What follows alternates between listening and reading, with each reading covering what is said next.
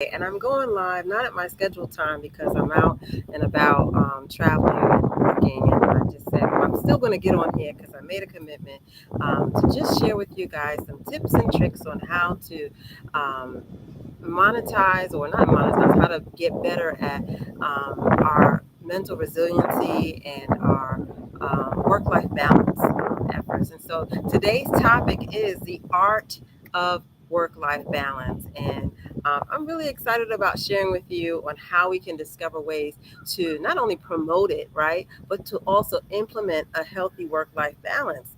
And I'm curious if you're on here. I know I've experienced this, but I'm wondering if you are a professional who is juggling work and family and possibly, another business or ventures that you are involved in. Do you find it challenging to maintain a balance between it all?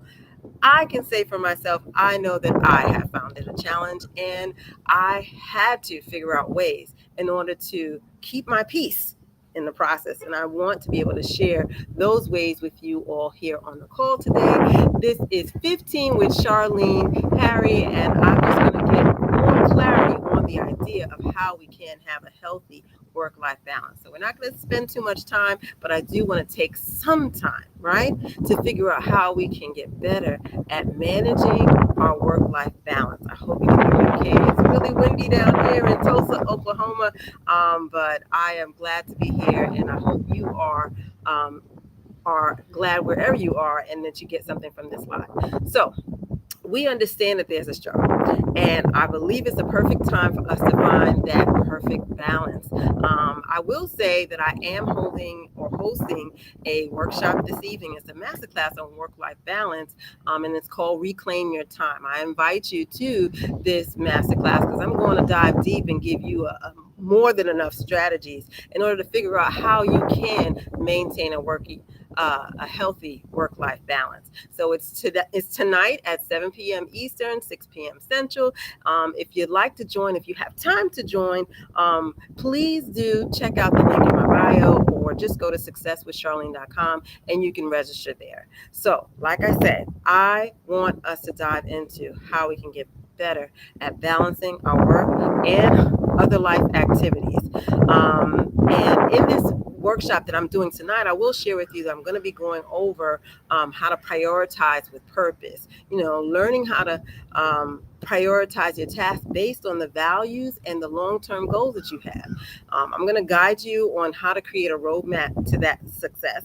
And then number two, I'm going to show you efficient time management techniques. Discover ways to manage your time to maximize your productivity. Y'all know I am the productivity expert, so I always want to figure out how I can maximize a lot of what I'm doing in a small amount of time and balance my work and family. As well as my other ventures that I'm doing. So I'll be going over that. I'll also be going over how to set boundaries. Oh my gosh, this is so key. And I think it's a consistent evolving thing when it comes to boundaries because there are new things that come into our play, and we need to figure out where they are placed in, the priority of what we want to do. So I am going to be sharing with you the art of setting boundaries because it's an evolving thing, and we'll show you how to disconnect from work when needed and reconnect with your personal life because it's important that we are able to balance all of that. So tonight, like I said, I'll be sharing what's really stopping you from reclaiming your time and uncovering techniques that you will have to just check off the task with ease. Okay, just check it off with ease. So, however, for those of you who are joining me today, I'm going to share just three, techniques. I don't want you to waste your time while you're watching me. I want you to get something out of this. So I'm going to share three techniques that you can implement right now in order to in order to manage your time. One is obviously we've all heard it before, right? Prioritize your task. And what I mean by that is I would like you to identify either in the morning or in the evening, whatever works best for you. For what works best for me is in the evening when I can say, these are the things that I want to get done. These are what I feel are my most productive tasks for me to get through the day so that I can feel like I'm being productive. I do that the night before. Now, if you do it the night before, let me know if we're gelling. But if you do it the morning of, that's cool too. But find time, 5 minutes, okay, guys, to say, okay, these are the things that I really want to get done in the next day or for that day, and say, and really just look at focusing on taking care of those tasks first thing of the day. So I like to break up my days: morning, afternoon, and evening. I'm talking about the things that we really want to get done. Take care of it first in that first section of your time for the day. So that's tip number one. Tip number two is using time blocks. Now, I am a big fan of prioritizing the things I want to do in my time block. So if I say I'm going to do something, I'm going to do it during this time, and I'm going to get a lot of whatever is involved in that task. Because we all know, we might say this is the one thing we want to accomplish, but then there's a bunch of other stuff that go underneath that one thing that we want to accomplish. So it's important for us to recognize that and be conscious, that even if we say this is a priority I want to get done in the morning, this one task, be conscious of how long that is going to take.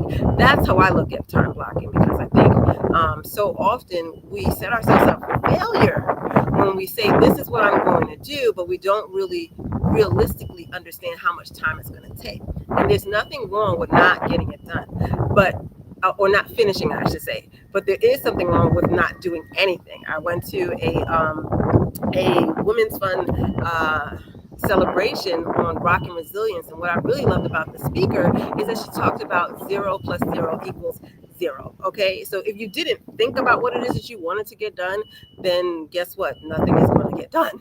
If you didn't think about how you were going to get it done, then guess what? Nothing is going to get done. So you have to really understand what it is that you want to get done, how long it's going to take, and that will give you some kind of result in terms of what it is you want to do. Simple, I know, but still something to be very conscious about when we're talking about blocking our time and saying, this is what I'm going to do, or prioritize what I'm going to do, is understanding how long it might take, and not beating yourself up if you're not able to complete it is the biggest thing. So if you just get some of it done, that's okay. All right. I am a big component of giving ourselves some grace, because at the end of the day, even if you got everything done, something else is going to get added. There's a new thought that's going to be brought in. So it's okay as long as you do something. All right. So that's tip number two that you can implement. Number three is being conscious of what I like to call distractions, and how can we eliminate them. The biggest thing in order to eliminate distractions is just being aware of what your distractions are. Your distractions might completely be different from my distractions, but we must be aware of what is distracting us personally. What is a big distraction for you to take you away from your time block, to take you away from the 5 minutes, just to set it up in terms of what it is you want to do for the day or that day? What is your biggest distraction? When you can really identify it, then guess what? You can handle it. I know people often say the first step to solving a problem is recognizing that there is a problem.